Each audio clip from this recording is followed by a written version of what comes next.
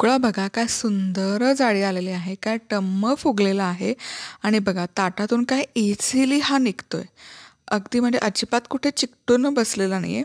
आणि हा ढोकळा बनवताना सायट्रिक ॲसिड, इनो, खायचा सोडा अजिबात वापरला नाही आहे. पटकन रेसिपी सुरू करूया. नमस्कार, मी मधुराज रेसिपी मराठीमध्ये तुम्हा सर्वांचं खूप खूप खूप मनापासून स्वागत. आज आपण ना मौसूद जाळीदार स्पॉन्जी ढोकळा कसा बनवायचा ते बघणार आहोत. फटाफट हा ढोकळा बनवून तयार होतो. आणि मुख्य म्हणजे हा ढोकळा बनवताना यामध्ये अजिबात आपण खायचा सोडा, इनो, सायट्रिक ॲसिड याचा वापर करणार नाही. तरीही अगदी सॉफ्ट, जाळीदार, मऊसूत हा ढोकळा बनवून तयार होतो. तर ढोकळा बनवताना तो प्रमाणबद्ध झाला पाहिजे. त्याचं जे मेजरमेंट्स आहेत, इन्ग्रेडियंटचे मेजरमेंट आहेत ते अचूक हवे, म्हणजे ढोकळा पण आपला परफेक्ट अचूक होतो. चला तर मग साहित्य काय काय घेतलं ते बघूयात. पण अशा छान छान रेसिपीजसाठी यूट्यूबवर मधुराज रेसिपी मराठी पटकन सबस्क्राईब करा. तर 1.5 कप इथे बेसन मी घेतलं आहे. चणा डाळीचं पीठ घरगुतीच, घरात काही असा रवाळ वगैरे नाही. रेग्युलर भजीसाठी, पिठल्यासाठी जे बेसन वापरतो तेच बेसन आहे. अर्धा कप इथे दही आहे. दह्याऐवजी तुम्ही 1 कप ताक जरी वापरलं ना तरी चालेल. कोथिंबीर लागेल. ढोकळ्यात घालण्यासाठी आपल्याला लागेल हळद, मीठ, पिठी साखर, तेल पण लागेल ढोकळ्यामध्ये बॅटर बनवताना घालण्यासाठी, आणि 1 चमचा बेकिंग पावडर. हे लागेल आपल्याला ढोकळाचा बॅटर बनवण्यासाठी.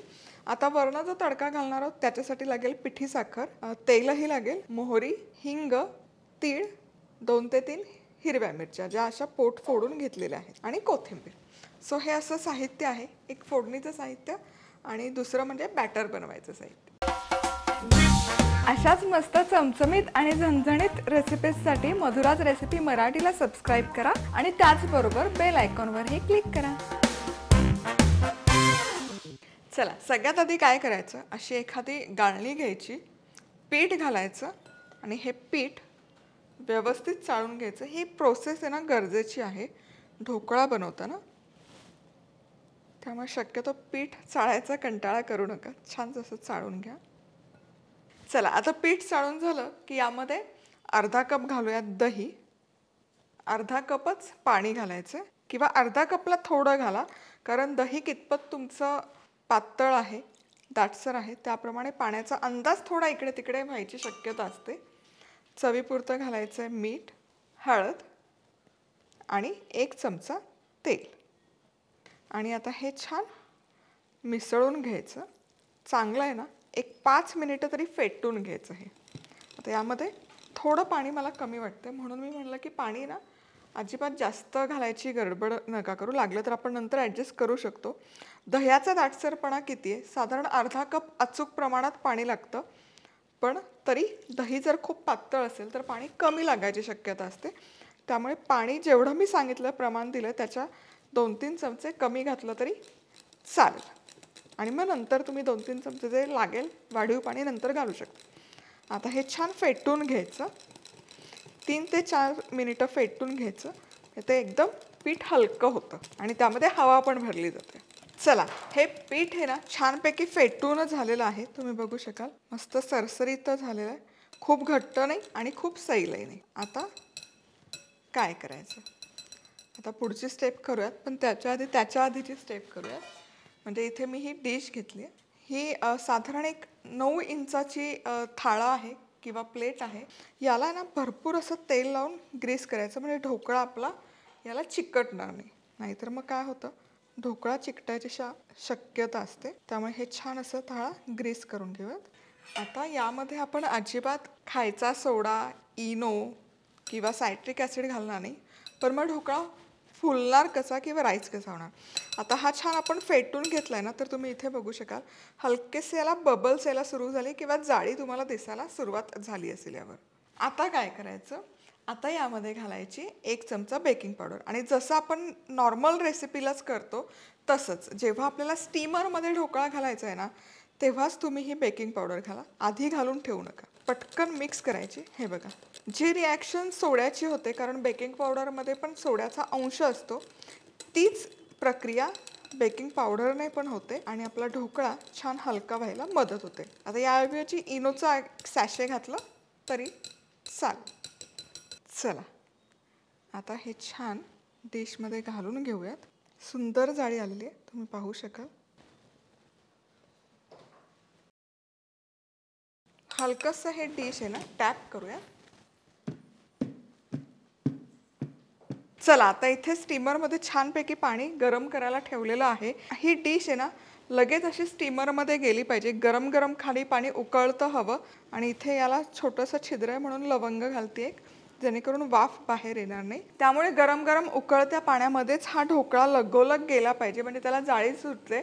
जर तुम्ही हे पाणी थंड असेल किंवा ढोकळा जसा होईल तसं ते पाणी गरम होईल तर तो असा चेपला जातो, चिवट होतो आणि त्याला हवी तशी जाळी सुटत नाही. त्यामुळे खूप महत्त्वाची स्टेप किंवा प्रोसेस आहे की उकळत्या पाण्यात लगोलग ट्रे जाणं गरजेचं आहे. आणि त्याला वाफ पण आहे ना बरोबर अशी एकसारखी, म्हणजे थोडंसं मीडियम टू हाय हीटवर कायम ढोकळा वाफवून घ्यायचा, स्टीम करायचा. लो हीटवर नाही ठेवायचा, मध्यम आचेवर पण नको, थोड्याशा हलक्या आचेवर ठेवायचा आणि 10 ते 12 मिनिटच स्टीम करायचा. आता हे पसरट प्लेट आहे त्यामुळे 10-12 मिनिटात होतं. तुमचं जर खोलगट तवा असेल तर थोडा वेळ जास्त लागेल, 14-15 मिनिटं लागतील. पण ओव्हर स्टीम कधीच ढोकळा करायचा नाही. खूप जास्त वेळ जरी केला ना तरी तो चामट होतो आणि मग कडक होतो. त्यामुळे स्टीम कसा करता हेही अत्यंत गरजेचं आहे. तुम्ही ढोकळा करा, इडली करा, त्याची स्टीमिंग प्रोसेस अजिबात इग्नोर नका करू. व्यवस्थित लक्ष देऊन निगुतीने करा. चला, इथे ढोकळा आहे ना मी एक साधारण हार्डली 12 मिनिटं वाफवून घेतलेला आहे. आता हा चेक करायचा. ढोकळा कधीच ओव्हरकुक करायचा नाही. 15-20 मिनिटं गरज नाही, मीडियम टू हाय हीटवरच हा स्टीम करायचा. 10 ते 12 मिनिटात व्यवस्थित स्टीम होतो, कारण हे पसरट थाळी आहे. खोलगट भांडं असेल तर 2-3 मिनिटं आणखी लागतील. पण खूप वेळ स्टीम केला ना तरी ढोकळा कडक होतो. वा, तुम्ही बघू शकाल छान झालेला आहे. मध्ये मी एकदा चेक पण केलं होतं झाला का नाही. तर कसं चेक करायचं, सुरी घालायची मध्यभागी अशी, ही खालपर्यंत घाली आणि बाहेर आली अशी क्लीन, याचा अर्थ ढोकळा आपला व्यवस्थित वाफवलेला आहे. आता हा हलकासा थंड करून घेऊया. चला तर मग इथे हा ढोकळा आहे ना छान फुललेला आहे. स्टीमरमधून बाहेर काढली प्लेट, तुम्ही बघू शकाल डिशच्या हलकासा बाहेर देखील आलेला आहे. आता हा कट करूयात. सो आधी काय करते ना मी याचे एजेस किंवा कडा ज्या आहेत या मोकळ्या करून घ्यायच्या.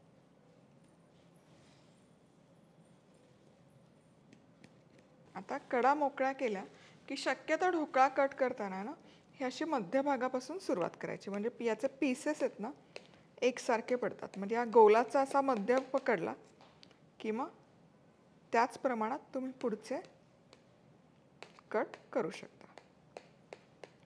या मेथडने केले ना की ढोकळा म्हणजे पीसेस त्याचे एकसारखे होतात, एक लहान एक मोठा असं नाही होत, एकसारख्या आकाराचे. आता ढोकळा तर तयार आहे. खूपदा काय होतं ना, ढोकळा जेव्हा आपण बनवतो तेव्हा तो छान मौसूत असतो, पण जसजसा वेळ जातो तसतसा तो हलकासा ड्राय आउट व्हायला सुरू होतो.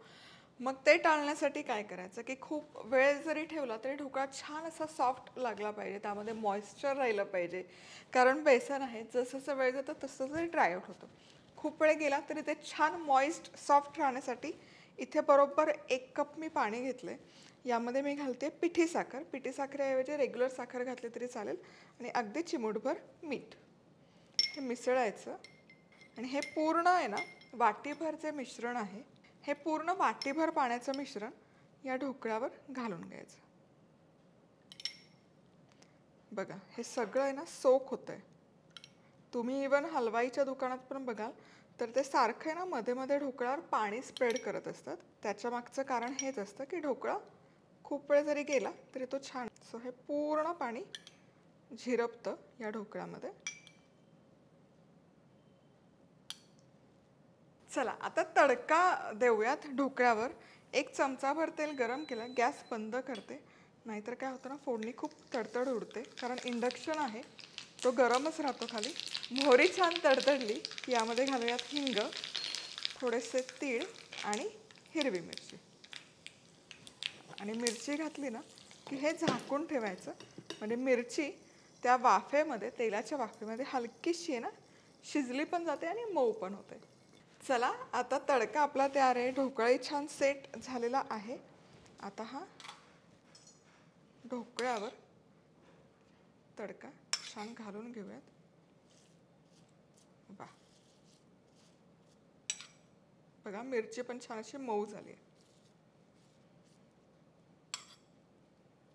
चला, आता हा तडका छान घालून झाला की पुढे काय करायचं, आता आपण हा कसा निघतोय ते बघूयात. हे बघा, मी एक उलथान घेतलंय. उलथाननी हे बघा नुसतं असं उचकलं तरी ढोकळा छान असा सुटतोय. वा, क्या बात आहे. कोथिंबीर थोडीशी टाकायची राहिली माझी आधी गडबडीत, पण एनिवे चला एक पीस काढूनही दाखवते.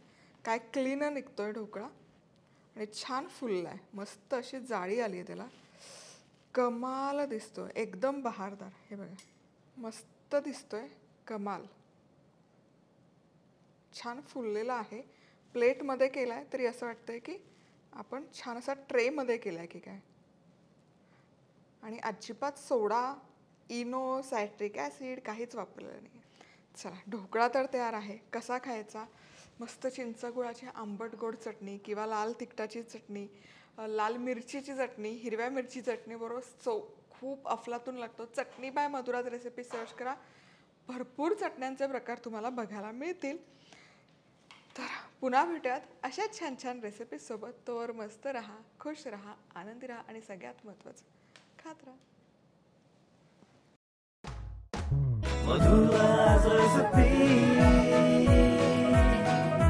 मधुराज रेसिपी, महाराष्ट्राची अस्सल चव.